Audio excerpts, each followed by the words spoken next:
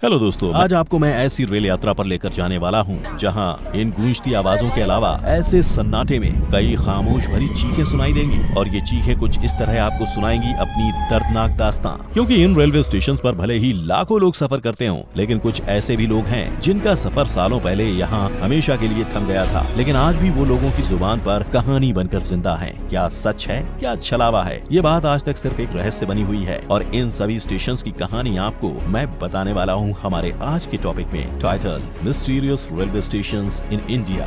तो चलिए बढ़ते हैं पहले स्टेशन की तरफ। नंबर 1, बिगुन कोंधा। ये एक ऐसा स्टेशन है जिसे आसपास के गांव के लोगों के कहने पर बनाया तो गया था, लेकिन अचानक से कुछ ऐसा हुआ कि ना तो यहाँ कोई कर्मचारी काम करने को तैयार होता और ना ही कोई मुसाफिर यहाँ रुकना चाहता। कहा जाता है कि 1962 में पश्चिम बंगाल के एक गाँव बिगुन कोंधार के लोगों के बार बार अपील करने पर सरकार ने इस रेलवे स्टेशन का निर्माण करवाया था। सब कुछ सही चल रहा था, वहाँ के लोगों को इस स्टेशन के बनने से ट्रैवलिंग में काफी आसानी होने लगी। लेकिन एक दिन अचानक से रात के समय वहाँ के मोहन नाम के स्टेशन मास्टर को एक लड़की रेलवे ट्रैक पर भागती हुई दिखाई दी और अगली सुबह जब उन्होंने बाकी के कर्मचारियों से ये बात शेयर की तो उन लोगों ने बताया कि उन्हें भी अक्सर ये लड़की रेलवे ट्रैक पर इंजन के आगे भागती हुई नजर आती है। फिर थोड़ी बहुत बातें हुई और धीरे धीरे उन्हें ये पता चला कि जो लड़की उन्हें दिखाई देती है उसका कुछ टाइम पहले ही इसी रेलवे ट्रैक पर एक्सीडेंट हो गया था। अब ये बात जानने के बाद तो पूरे स्टेशन स्टाफ में खौफ का माहौल हो गया और धीरे धीरे सारे कर्मचारियों ने या तो अपना ट्रांसफर करा लिया या फिर नौकरी छोड़ दी। स्टेशन मास्टर मोहन की तबीयत अचानक से बिगड़ गई और कुछ टाइम बाद उनकी भी मौत हो गई। अब इसके बाद यहाँ पर नया स्टेशन मास्टर रखा गया। इस स्टेशन मास्टर के साथ भी ठीक वैसी ही घटनाएं घटने लगी, लेकिन वो स्टेशन मास्टर मोहन की कहानी से वाकिफ था, तो उसने अपना ट्रांसफर दूसरी जगह करा लिया। अब इस नए नवेले स्टेशन का ये हाल था कि स्टेशन तो था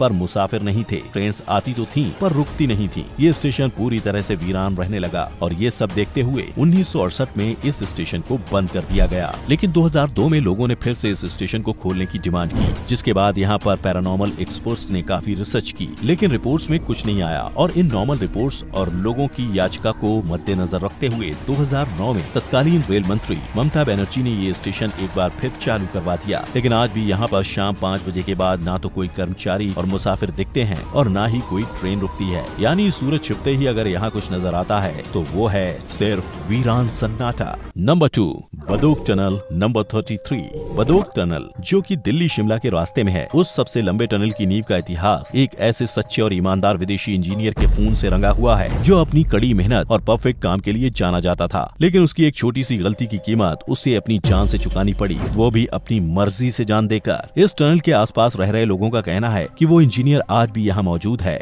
यानी हॉरर टनल है। जो बड़ोग जो पर्सन था उसने वो टनल बनाया था, वो बना रहा था, उससे वो कंप्लीट नहीं हो पाया था, तो जिस वजह से उसने सुसाइड कर लिया था।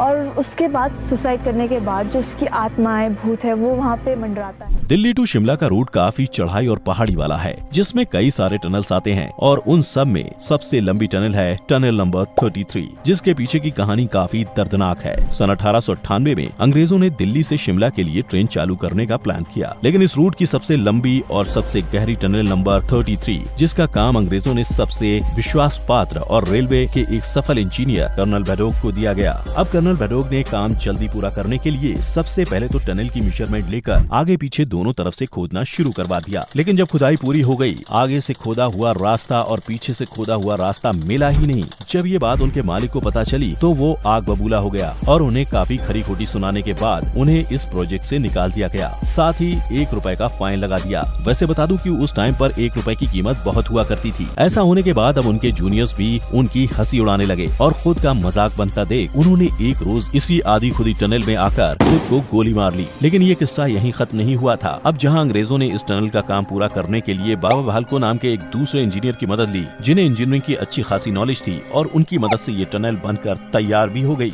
तो वहीं लोगों के बीच ये बात फैल गई कि न्याय की तलाश में आज भी बैडोक की आत्मा इस टनल में भटकती रहती है और कई लोगों ने उन्हें देखने तक का दावा किया है और इसी अफवाह की वजह से इस टनल का नाम भदोक टनल रख दिया गया। हालांकि रिसर्चर्स का कहना है कि सुरंग लंबी होने की वजह से यहाँ ट्रेन की आवाज गूंजती है, लेकिन सच क्या है वो तो आज तक एक रहस्य ही बना हुआ है। तो ये थे कुछ ऐसे रेलवे स्टेशन का सफर जो अपने आप अलग थलग और साधारण न होने की वजह से काफी फेमस है। अब क्या इनकी कहानियाँ इनमें आज देखे गए हादसों के बाद बनी है ताकि लोगों को ये सब सुन के मजा आ सके और ये बात वायरल हो सके, या ये सब सच है, ये तो अब आपको ही डिसाइड करना है।